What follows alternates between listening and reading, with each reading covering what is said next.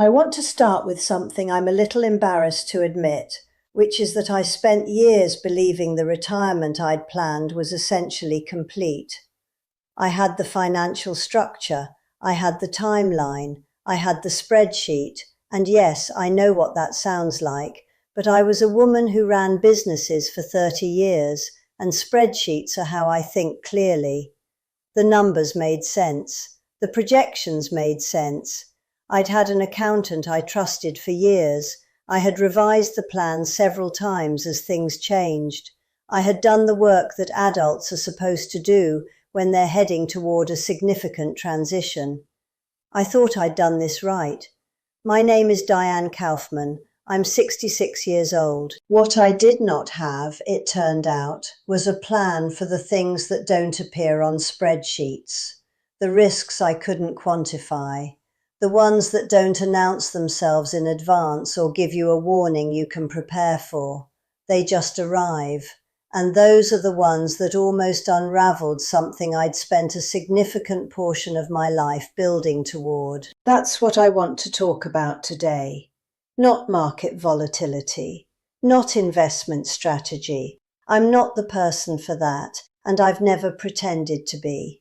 I want to talk about the invisible risks, the ones that come for perfectly planned retirements, precisely because the people inside them believed the planning was finished. There's a version of this story where I look very organized and competent. That's not the one I'm telling. I'm telling the one where I was organized and competent about the wrong things and spent about 2 years understanding the difference. I had been planning my exit from work for several years before it actually happened. If you'd asked me at 63 whether I was prepared for retirement, I would have told you, honestly, not defensively, yes. I had a clear picture of the income. I understood the healthcare situation. I had a sense of what Richard and I wanted the days to look like. I'd wound things down deliberately, not abruptly. I didn't just stop. I stepped back. I handed things off carefully. I said the right goodbyes. I thought I'd done this right. Richard retired about 3 years before I did. He was fine immediately, just fine. He found a rhythm within weeks. Mornings with the paper, some project around the house, lunch with people he liked, reading in the afternoon. He looked like a man who had been waiting for retirement his whole life and was relieved it had finally arrived. I watched that from across the room for 3 years with great confusion and, I will admit, occasional resentment. He never mentioned it. That is probably why we're still married. When my time came, I expected something similar. I expected the relief. What I got was more complicated, and what made it complicated were things I hadn't thought to plan for. Risks I hadn't factored in because I could not see them from inside the working life. I want to go through those risks, not as a checklist, as observations from someone who went through them without seeing them coming, and who has spent considerable time since then understanding what they actually were. The first one is this. The plan you made assumes a version of yourself that will not fully exist once you get there. I want to explain that carefully because it sounds abstract and it isn't. When you plan for retirement, you are planning from inside a working identity. At that moment, you are a person with a professional self, a role, a rhythm, a way of moving through the world that is defined partly by what you do and who needs you to do it. You are planning for the future version of yourself who no longer has that. But you are doing the planning as the current version, which means you are doing it without full information. I thought I knew who I was going to be when the work stopped. I was going to be a person with mornings, with time for the things I'd deferred, travel, reading, more time with Sophie and the grandchildren. I was going to be essentially the same person, with a different calendar and more leisure. That was not what happened. What happened was a period, and it lasted longer than I'd like to say, during which I didn't quite know what to do with myself. Not because I was bored. Boredom is a simpler problem and has a simpler solution. This was something closer to disoriented, like a person who has been given an accurate map of a city they've never visited, and the map is correct in every detail, and yet they still cannot find the street they're looking for. Richard said about 6 weeks in, quietly, while I was pretending to read something I was not actually reading, "You're not bored, you're lost." I didn't speak to him for 2 hours after that. Then I came back and said, "You're right."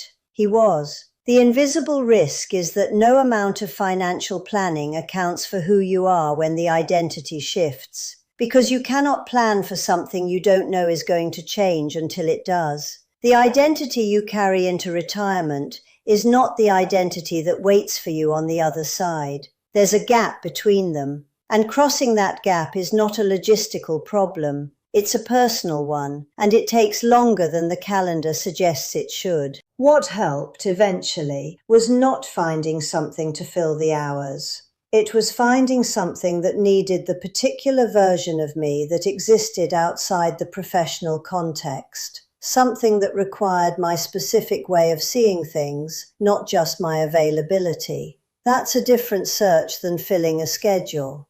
The second invisible risk is one I see almost everyone underestimate, and I'll say it plainly even though it sounds like relationship advice, which is not my natural register. The relationship with your spouse, or with whoever you're sharing your daily life with, will have to be renegotiated, completely. Not repaired, not improved, renegotiated. The terms of how you live together will change because the structure that shaped those terms has changed. And if you don't do it deliberately, it will happen to you in ways you didn't choose. Richard and I had built our life around two people who were both occupied.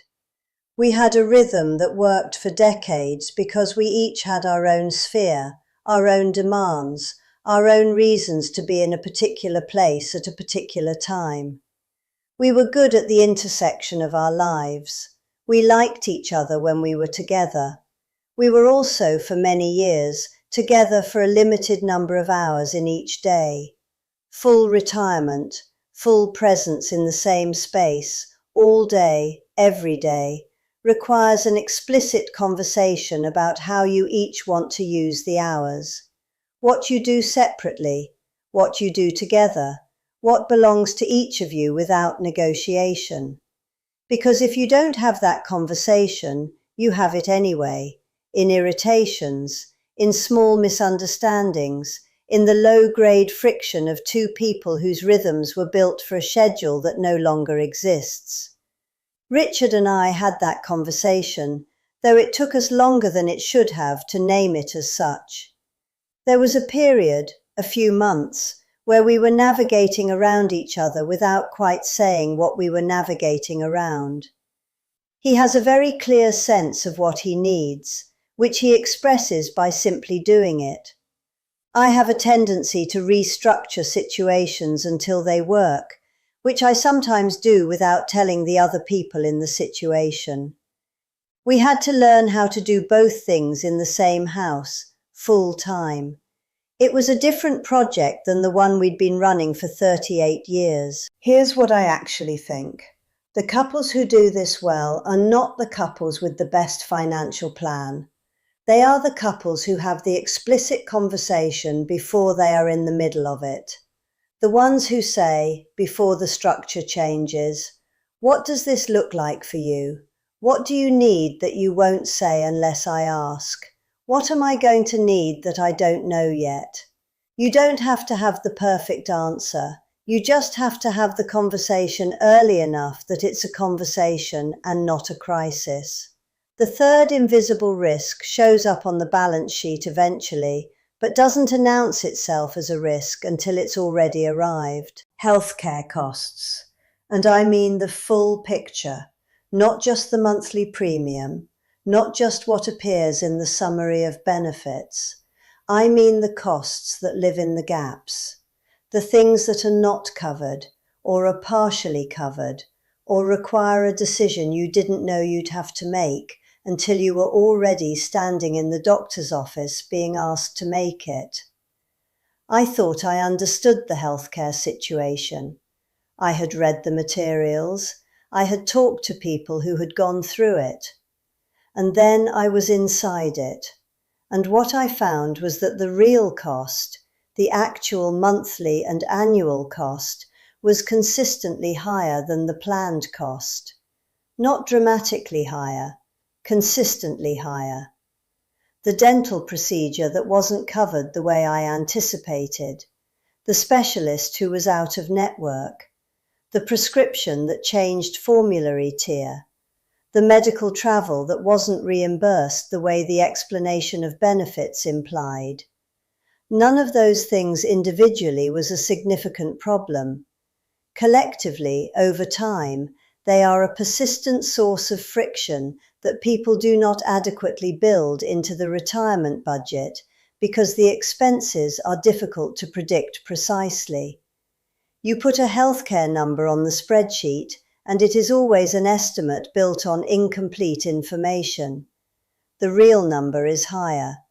It is always higher. What I'd say to someone still on the other side of this: build in more than you think is necessary for healthcare costs, with particular attention to the out-of-pocket and uncovered expenses that don't appear in the headline coverage. Build in enough that the surprises feel like inconveniences rather than threats to the plan, because they will come. I have not spoken to a single person in retirement for whom the healthcare costs came in under the estimate. I don't think those people exist. The fourth invisible risk is harder to name. It took me longer to understand what I was looking at, and I'm including it here because I think it's more common than people admit, particularly among people who spent their working lives building and accumulating carefully. It is the risk of optimizing for security at the cost of actually living the life you secured. When you've spent decades building financial stability, when you've worked hard, been careful, deferred things, made thoughtful decisions about where the money goes, there can be a very specific kind of fear that arrives in retirement. Not the fear of not having enough, the fear of spending what you have, the fear of watching the number decrease, the feeling that the thing you spent years building is now being used up, and something in you objects to that, even when the plan says it shouldn't. I am not immune to this. I'll say that directly. I know what went into that account. I know what I did without, what I deferred, what I chose over other things in order to be where I am financially.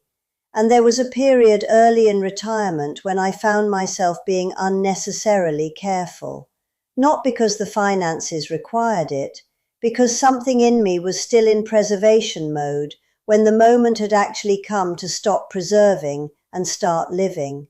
Richard noticed it before I named it. He said, in a Richard sentence which always arrives without build-up or drama, "You spent 30 years building this. Why aren't you spending it?" And I had to think about that for several days before I had an honest answer. The honest answer was, because I don't fully trust that it's safe to, because something in me still equates spending with losing, even when the purpose of the money was always to be spent on this. Here's what I actually think is happening when that fear arrives.